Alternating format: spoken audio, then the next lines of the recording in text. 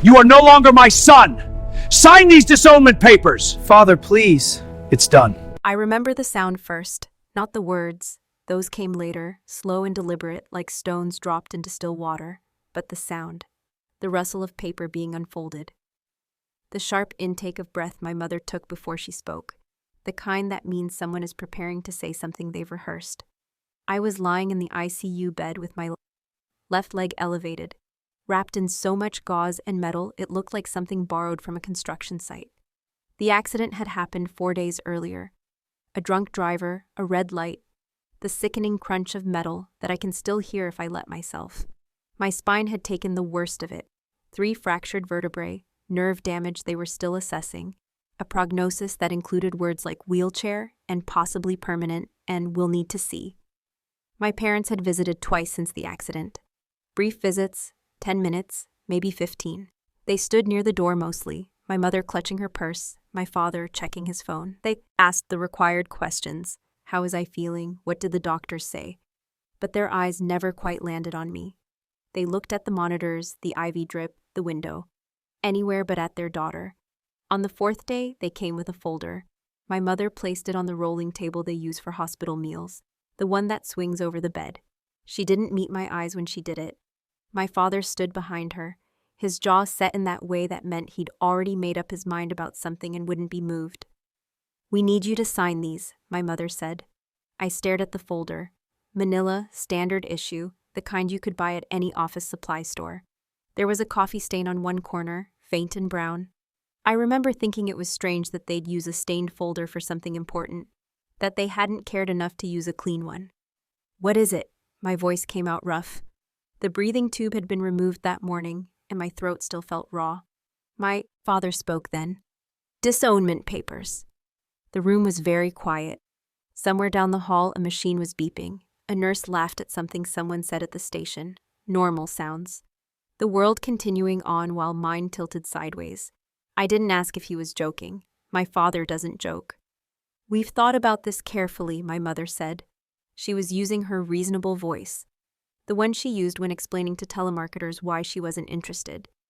"With your condition, my condition," I repeated. "The wheelchair," she said, and then paused, reconsidering her words. "Your situation. It's not what we planned for. Not what we can manage." I looked at my father. He was staring at a spot just above my head, his mouth a thin line. "You want a perfect daughter," I said. Not a question, a statement of fact. My mother's expression flickered, something almost like relief that I understood. "We want to be able to enjoy our lives. We're not young anymore. We can't be caretakers. That's not the relationship we signed up for." "And I'm a burden." She didn't deny it. My father cleared his throat. "The hospital bills are substantial. We've been informed of the costs, the ongoing care you'll need, physical therapy, medical equipment, modifications to wherever you live." He said it clinically, like reading from a financial report. "We can't take that on. We won't." I think that's when something in me went very still. It wasn't shock. Shock had come and gone in the moments after the crash, in the ambulance, in the first surgery when they told me I might never walk again. This was something else, something colder and clearer. "So you want me to sign myself away?" I said. "It's cleaner this way," my mother said. "Legal, no ambiguity about responsibilities." She opened the folder and pulled out the papers.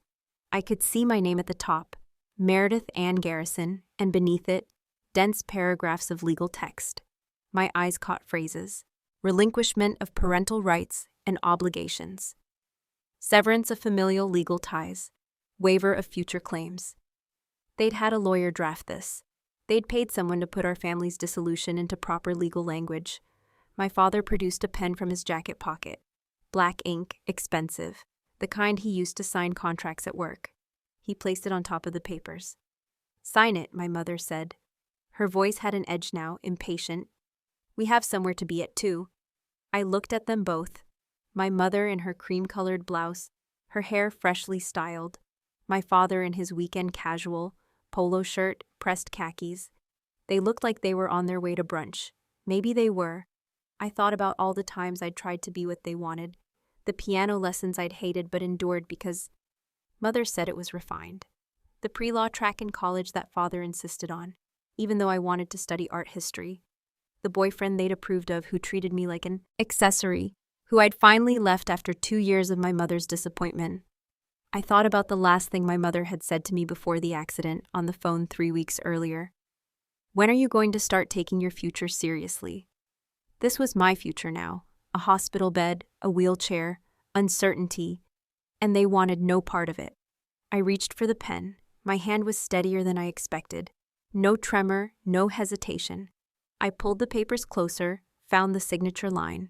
The pen was heavy, well-balanced. Of course it was. I signed my name. My mother exhaled. Not quite relief, but something close to it. Good, she said. That's done then. My father took the papers, folded them back into the stained folder. He didn't look at me. The hospital will be contacting you about the bills, he said. We've already informed them we're not responsible. My mother picked up her purse. You'll figure it out. You always were resourceful when you wanted to be. They moved toward the door. My mother paused there, her hand on the frame. For a moment I thought she might say something else, something softer, something that acknowledged what had just happened. But she only adjusted the strap of her purse on her shoulder. I hope you understand this is for the best, she said. The door closed behind them with a soft click. I lay there looking at the ceiling. The fluorescent lights hummed. Someone's phone was ringing at the nurse's station. The IV drip continued its steady rhythm. I should have felt something, I thought. Grief, rage, betrayal, something large and overwhelming. But what I felt was a peculiar kind of lightness, like I'd been carrying something heavy for a very long time and had finally set it down. A nurse came in 20 minutes later to check my vitals. She was the kind one, the one who actually looked at me when she talked. Maria, her name tag said. You okay, honey? She asked, frowning at whatever she saw in my face. Yeah, I said. I think I am. She didn't look convinced, but she didn't push. Your parents left pretty quick? They had somewhere to be. Maria made a small sound in her throat, something between sympathy and disapproval. She adjusted the IV, made a note on her tablet. You need anything? Can you send in whoever handles billing? I need to talk to them about my account. She looked surprised, but nodded. Sure, honey, I'll let them know. The billing coordinator was a tired-looking woman named Janet, who carried a laptop and wore reading glasses on a chain. She sat in the visitor's chair and opened a spreadsheet that made her wince. I'm not going to sugarcoat this, she said. Between the surgeries, the ICU stay, the imaging, the consultations, you're looking at about $300,000 so far. And that's before the rehabilitation costs, which could be another $100,000 or more depending on your recovery. I nodded. I'd expected something like this. Your parents have declined financial responsibility, Janet continued. And you're 29, so you're not a dependent. Do you have insurance? Basic coverage through my job, or through the job I had. I had worked, at a small publishing house. Editorial assistant, modest salary, minimal benefits. I don't know if they'll hold my position. Janet's expression softened. Have you looked into disability assistance? Medicaid? Not yet. I can get you some resources, she said. Applications, information packets. It's a process, but there are options. Thank you, she hesitated. Can I ask, do you have any family who might be able to help? Anyone at all? I thought about my grandmother, my father's mother, who lived in New Mexico and sent me birthday cards with $20 bills. I thought about my mother's sister, Aunt Claire, who I hadn't seen in 5 years because mother had cut her off over something I'd never quite understood. Maybe, I said, I'll make some calls. Janet nodded and made more notes. Before she left, she handed me a folder, much thicker than the one my parents had brought and unstained. Start with these forms. The sooner you apply, the better. When she was gone, I opened the folder and stared at the first page. Application for Social Security Disability Benefits. I was 29 years old, and I was applying for disability. I closed the folder and looked out the window. 4th floor, east-facing. I could see a parking garage, a strip of gray sky, the tops of trees, normal things, the world still turning. I called Aunt Claire that evening. She answered on the 3rd ring, her voice warm and surprised. Meredith, is that really you? Hi, Aunt Claire. My God, it's been forever. How are you? She stopped. Wait, Why are you calling from a hospital? I told her. Not everything, but enough. The accident, the injuries, the wheelchair. Jesus, she breathed. Honey, I'm so sorry. Have you told your parents? They know. And? Are they there with you? Do they need anything? I looked at the empty chair where Janet had sat, where my mother had stood with her purse clutched tight. They were here earlier, I said. They brought papers for me to sign. A pause. What kind of papers? Disownment papers. The silence that followed was so complete I thought the call had dropped. Then, they what? They don't want a daughter in a wheelchair. They were very clear about that. Those motherfuckers. Claire's voice had gone hard. Those absolute motherfuckers. Did you sign? Yes. Meredith. It's fine, I said, and I was surprised to find I meant it. It's actually fine. It is not fine. They're your parents. You were in an accident. You're in the hospital. They're supposed to… She made a frustrated sound. I'm coming there. Which hospital? I'm getting in the car right now. You don't have to. Which hospital, Meredith? I told her. I'm 6 hours away. I'll be there by midnight. Don't sign anything else. Don't talk to anyone from their side. Just hold on, okay? Okay, I said. She showed up at 11:45, her hair in a messy ponytail, still wearing what looked like pajama pants under her coat. She took one look at me and started crying. I'm okay, I told her, which made her cry harder. She pulled the visitor's chair right up to my bed and took my hand. Hers was cold from the drive, but she held on tight. Tell me everything, she said, from the beginning. So I did. I told her about the accident, about the surgeries, about the doctor's careful non-promises about my recovery. I told her about my parents' brief visits, their discomfort, their distance. And I told her about the folder, the papers, the pen. Claire listened without interrupting. When I finished, she was quiet for a long moment. I'm not surprised, she finally said. No? Your mother and I stopped speaking because I told her she was raising you like a show dog instead of a daughter. Claire's mouth twisted. She didn't like that. Said I was jealous of her perfect family. She squeezed my hand. But you were never allowed to be imperfect, were you? Never allowed to fail, to struggle, to be anything less than what they decided you should be. No, I said quietly. And now you're hurt and you need help, and that's not part of their plan. So they're cutting their losses. She said it like she was identifying a species of insect. Clinical, disgusted. They said I was a burden. Fuck them. She said it with such casual venom that I almost laughed. Fuck them both. You're not a burden. You're a person who was hurt by a drunk driver. You're a person who deserves support and love and basic human decency, which apparently is too much to ask from the people who brought you into this world. She stood up and paced to the window, her shoulders tight. What do you need? Money? I don't have a lot, but I have some. A place to stay during recovery? You can come to my place. It's small, but we'll figure it out. A lawyer? I know a guy who might take this pro bono, get those papers reversed. I don't want them reversed, I said. She turned. What? I don't want them reversed. I signed them because I wanted to. Claire stared at me. Meredith, I spent my whole life trying to be what they wanted, and I was never going to be enough. There was always something, some way I was disappointing them, falling short. And now I know exactly why. I looked at my legs, the heavy casts and braces, because this is what I am to them. Not a daughter, just a potential burden that finally became actual. That's their failure, not yours. I know, and I did for the first time, I really did. But I also know I don't want to spend whatever recovery I have fighting to be in their lives. I don't want to prove myself worthy of their help. I just want to heal. Claire came back to the chair and sat down, hard. Okay, she said. Okay, then we focus on healing. But you're not doing it alone, I'm here, and I'm not going anywhere. She wasn't. Claire stayed in town, taking leave from her job as a school librarian. She showed up every day with books, crossword puzzles, terrible hospital cafeteria coffee that she insisted we drink because suffering together builds character.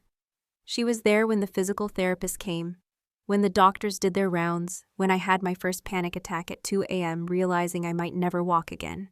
She held my hand through it all and didn't try to fix it with platitudes. This is shit, she said one night when I was crying from the pain, from the fear, from everything. This is absolute shit, and you're allowed to feel it. I'm so tired, I told her. I know. I don't know if I can do this. You don't have to know right now. You just have to breathe, and then tomorrow you breathe again. And then the day after that, and eventually breathing gets easier, and you'll be able to do more than that. She helped me file the disability paperwork. She called my old job. They were sympathetic, but couldn't hold my position past 3 months. She contacted the hospital about payment plans and financial assistance. She argued with insurance companies and medical billing departments with the ferocity of someone who'd worked in public education and knew how to navigate bureaucracy. And slowly, incrementally, things began to take shape. I qualified for disability benefits, not a lot, but enough to keep me from drowning. The hospital worked out a payment plan I could manage. Claire found a physical therapist who did home visits at reduced rates. My grandmother in New Mexico, when she heard what happened, sent a check that made me cry. 3 months after the accident, I was discharged to Claire's apartment. It was small, like she'd said, a 1-bedroom in an older building with no elevator. But the landlord let her move me into a ground floor unit that was vacant, and Claire slept on the couch so I could have the bedroom. She converted her dining area into my therapy space. She learned how to help me with transfers, with exercises, with the 100 small indignities of a body that didn't work the way it used to. She never complained. She never made me feel like an imposition. She just showed up. I didn't hear from my parents. No calls, no emails, no texts. It was like I'd been erased. Sometimes I'd think about reaching out, not to reconcile exactly, but just to tell them I was alive, I was managing, but I never did. I thought about the papers I'd signed, the finality of it, and I realized I didn't regret it. 6 months after the accident, I could transfer from my wheelchair to the couch by myself. Small victory, but it felt enormous. Claire brought home champagne, cheap, probably terrible, and we drank it out of coffee mugs. To independence, she said, raising her mug. To not falling on my ass, I replied. We clinked mugs and drank, and it tasted like celebration. 8 months after the accident, I started walking again. Not far, not well, with a walker and leg braces and more effort than it should take to cross a room. But I was walking. The doctors were shocked. They'd been certain the nerve damage was permanent. They used words like remarkable and unexpected recovery, and we don't fully understand. I understood. I understood that bodies can surprise you, that healing isn't linear or predictable, that sometimes you just have to keep breathing and see what happens. Claire cried when she saw me take my first steps. Happy tears this time. She took a video and sent it to my grandmother, who called immediately and cried too. I thought about sending it to my parents. I thought about calling them and saying, look what Syed, look what I survived. But I didn't, because it wasn't for them. This recovery, this strength, this life I was building, none of it was for them. It was for me. A year after the accident, I was living in my own apartment, still small, still modest, but mine. I had a part-time job doing freelance copy editing from home. I could walk with a cane now, though I still used the wheelchair for longer distances. I was in therapy, the mental kind, working through what my therapist gently called family trauma. Claire visited every Sunday for dinner. She'd bring ingredients and we'd cook together, me sitting at the counter and chopping vegetables while she handled the stove. We'd eat and talk and watch bad reality TV, and it was the closest thing to family I'd ever felt. One Sunday, she brought mail she'd picked up for me, bills mostly, and a catalog I hadn't ordered, and a cream-colored envelope addressed in my mother's handwriting. I stared at it. You don't have to open it, Claire said. I knew that, but I opened it anyway. Inside was a card. Flowers on the front, generic and pretty. Inside my mother's neat script. We heard you've made a remarkable recovery. We're glad you're doing well. We hope you understand our decision was difficult but necessary. Perhaps we can meet for coffee sometime and discuss moving forward. Mother and father. I read it twice. Then I handed it to Claire. She read it and said, "What the actual fuck?" Yeah. Discuss moving forward. Like this is a business meeting.